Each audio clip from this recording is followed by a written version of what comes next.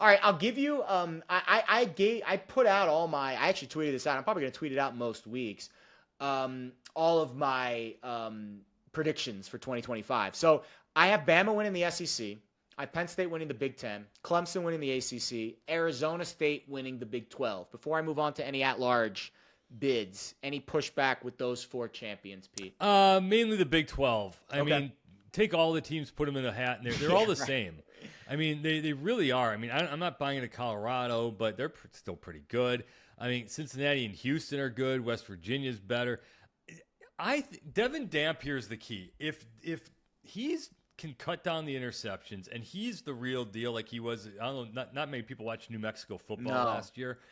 He is as dynamic as any playmaker in the country. If he's it, and Utah finally solved its quarterback problem because Cam Rising held that program hostage for the last 2 years. Not his fault. He was kind of injured and was all, but they had like 4 or 5 different quarterbacks last year. They never fixed the glitch, and everything kind of fell apart from there. They've got everything that said that Utah was supposed to take over the Big 12 by storm last year happens this year as long as Dampier's all right. So I like Dampier first. The quirky team to watch out for is Baylor, but watch out for Texas Tech. I mean, the program's never won anything, but again, they bought themselves a team. They had a good group in place, and they got everybody from the transfer portal. So Arizona State, it's hard not to look at what they did last year and like them even more. I just don't see that happening again, though. Yeah, we'll see. I gave him the nod, but like I said, this is just week 1 predictions. Next week, I might have a different team in my. Yeah, everyone had PFP Kansas State in island. the mix last week. Yeah, Might have. last I week, know. so. I'll be honest. I think Iowa State with the Purdy light, Diet Purdy, as I'm calling him, Rocco Becht. I think they've got a shot too. All right, I'll give you my at-large teams. I've got Oregon. I've got Ohio State. I've got Georgia, Texas. I got A&M. I think A&M's a sleeper team this year. We can get into them throughout the course of the year. I think A&M with Marcel Reed and that defense and Elko, who I love as a coach. I think they're a sleeper team in the SEC. Schedule's not as daunting as you would expect. I've got LSU.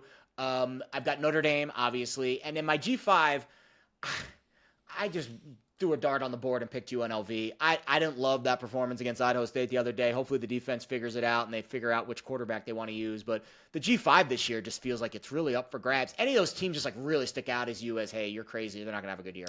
No, here's my fun stat. Remember, Boise State, I don't think has actually beaten a Power 4 or 5 program since like at the beginning of 2019. Was it the Oklahoma game in the Fiesta Bowl? When Adrian no, that was no, way no, longer. okay, It was. okay, I think they started the season. I think it was Florida State. Yep. Who they I beat think you're right. to open up. But there's a crazy stat. Like after last week, Hawaii has 3 more wins over Power 4 programs than since Boise State last beat one. So it's. Boise State's good. Put Hawaii in the group of 5. Why not? Why not? No, so to your point, Boise State, it's very sheepishly there, but like teams like Memphis are good. Actually, I want the key game to this week that we didn't get into, which is earlier, but the South Florida Memphis Boise USF. State game. Yeah. Oh, Boise State USF. You want to talk about having to go somewhere hot. It's going to be like 90 and swampy, and Boise State having to go play in that in Tampa. That's one of those games where they haven't been able to turn the corner quite yet, but South Florida has been kind of hovering around that for a little while. So I'll say Boise State because it's boring and they're probably just going to be good, but their schedule is kind of easy. So I'll say Boise State is that team to get in. I'd like Clemson to win. Actually, I like Clemson to get in. I think Miami's going to end up winning the ACC championship. I bet over 8.5 wins on Miami. I feel good about that bet. I'm buying into Miami. Okay. I just kind of think that they don't play each other in the regular season. So by the end of the season, play each other in the postseason. You would think in the ACC championship game. They should. But the ACC's got a lot of teams because of the new giant schedules. You miss teams like last year. SMU didn't play Clemson or Miami until they played in the ACC championship. So I'm very, very sheepishly going with Miami being one of those the ACC champion.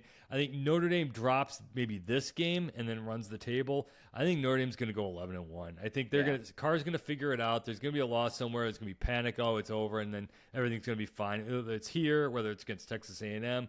Or whether it's against, someone like Navy or someone stupid like that when they just don't have it for one day. The outlier I have in this group, I don't really have any of them. Look at Utah for the Big 12. That's not bad. Ohio State, but Penn State the number 1 seed. Sure. Oregon is going to get in there, and Yep. Alabama gets in there. Yep. So, where's your Indiana? Where's the outside? I think it's kinda hard to A&M. I think A&M is a very undervalued team this year. I really like Elko as a coach a lot, and the trenches are just loaded. It's kind of my South Carolina problem. I'll believe that I bet Lenore Sellers Heisman. I don't think they're going to win believe enough games, though, but I have a ticket in my back pocket. You know what? South Carolina's one of those crazy teams that, like, Steve Spurrier has, like, 2 of the 3 or 3 of the 4 10-win seasons in the history. I mean, this is not a program that's ever done anything big. And Texas A&M is the program that does the least with the most. So I'll buy They've it when got talent this year, though. They really do. But, like, it's the SEC. You got to win 10 of these things. And I'm with you. You're not crazy.